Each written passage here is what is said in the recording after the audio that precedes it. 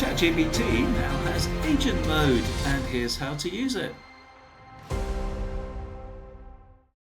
So, OpenAI have launched agent mode within ChatGPT. So, this is like an autonomous agent that goes out and does stuff for you on the internet. So, it could be researching a number of websites, could even be going out to book things for you, like a trip to the cinema or a business event or something along those lines. So, let's have a look and see how it works in practice. So, before we get into that, just to point out that I am using the app version of ChatGPT, so you can download that from the App Store. Just gives you a bit more flexibility because you can move it around, as you can see. You can resize it as so on. A bit easier to work with than the browser, and there's certainly no loss in functionality, so it's quite handy. Also, particularly good if you've got a second screen because you can just move it out the way. Okay, so back to agent mode. So if you go to tools, you will see that it is flagged up here as a new item. So you do need a subscription to ChatGPT to have this, and you can see that I've been using it a bit. So I've got 24 goes left, if you like. I think that's probably from 30, and that will renew on August the 24th. So I'm on the plus version of ChatGPT, and you can see some of the other tools here.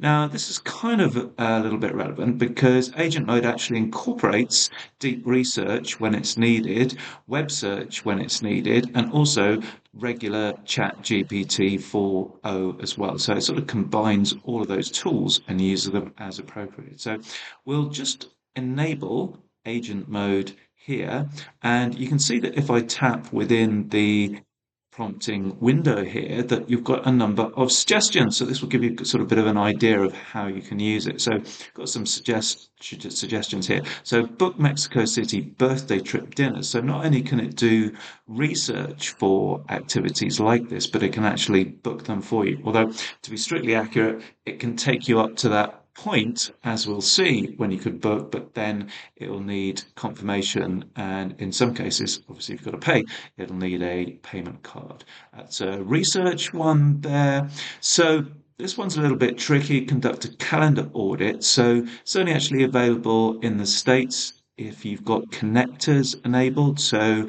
in the States, you can connect to services such as Google Calendar or Outlook Calendar, but in the UK that's not available just yet, so we've got to wait for that. Organise vegetarian recipes from all recipes by protein efficiency, build an LTV CAC model for a meal kit company. Under reports, we've got a number of reporting here. Let's just pick one here. So review rare earth metals coverage from the Wall Street Journal. And actions, probably the most interesting one, actions, because this is where it can actually do things. So rate coffee grinders. So that's going to be similar to the business demonstration I'm going to give in a second. That's an internal one available in the US only. That's a good example of a travel one. Find a Las Vegas hotel and flight package. It's named a particular site there, Expedia, but you don't have to name a particular site. Make a food order pizza delivery for 10 people on Uber Eats. And again, you could upload a spreadsheet, or you could get it to create a spreadsheet. You can get it to analyze anything if you upload using this icon here. But if you're in the States, you could use the connector facility to connect to your organizational's files and information. But fine to actually create a spreadsheet, as you can see here, build NPV model for Greenfield LNG terminal.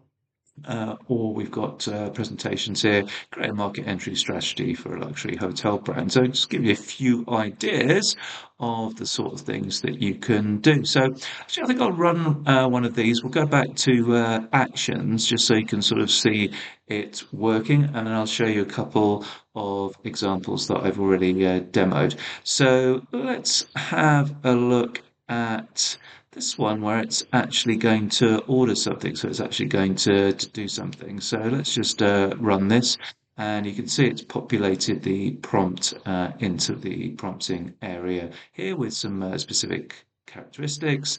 And if I fire it off, you'll sort of get a sense here of what happens. It might actually ask me for a few confirmatory details or it'll just open a window and sort of crack on. So let's just see how what happens. So saying what it's going to do, ordering pizza. So this is the approach and how it works. So it's open this window with this blue frame, and then as well as the initial explanation here, it's actually showing you what it's trying to do. So it's trying to open various mobile websites, as you can see. It says it's experiencing some issues here.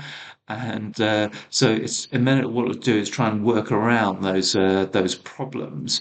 But all the time, whether it's being successful or not, it is telling you what is happening here, and that is the case with any of the applications. So you can see that it's kind of like not having much luck there because it's hit a 404 message there.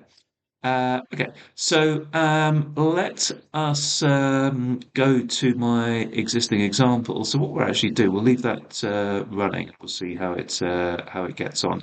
And it looks as though it's not actually gonna, because I just selected that random prompt. It's delivering to that um, San Francisco address there. Okay, so let's just leave that to get on with it there. And we will go to what we'll do, we'll fire up the web browser version. So we'll just go to the web browser version of ChatGPT. So there it is handily for us. And we'll go down to the previous two examples. So what I ran was VP analysis. So I stated, provide an analysis of the key VPNs available in the UK and their strengths and weaknesses. It says it understood the task, took 5 minutes on that, and then it's given us the detailed report here. So you can see that from a business context, you could literally ask it to perform any sort of market research at all, whether that's around a product, a service, or even your competitors. So it could compare you and your competitors by going off to various websites. And helpfully, it names those websites in this case that it has actually researched. And it's told us, give us an initial intro with why VPNs matter, methodology, major providers, getting into the actual nitty gritty here and listing those major providers. So we've got the different companies here, and then probably going to get down to key considerations when choosing a VPN in the UK, and then a conclusion. So all very helpful, and that took 5 minutes. So you can imagine it would take considerably longer than that if you had to go into all of these sources here that it has actually investigated. So many citations, as you can see. It's probably got to be as many as about 60 there. By the look of it, 50 or 60, I would think. So pretty comprehensive. Another example is getting it to book a business dinner reservation. So I said, find a mid-range restaurant suitable for a business dinner in London and book this for Wednesday at 6 p.m. So it says understood.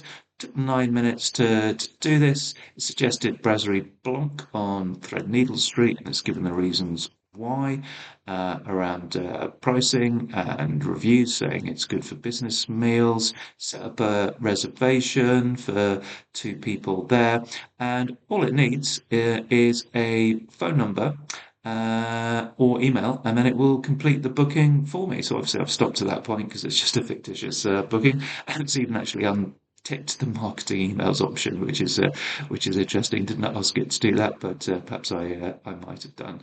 Yeah, you can see that takes away a lot of the legwork in terms of researching a restaurant to actually book and taking to the point where you can then confirm that. So it'd be a similar process if you're booking theatre tickets, flight tickets, anything like that at all. So just to finish off, let's go back to the um, app version, and you can see is it working?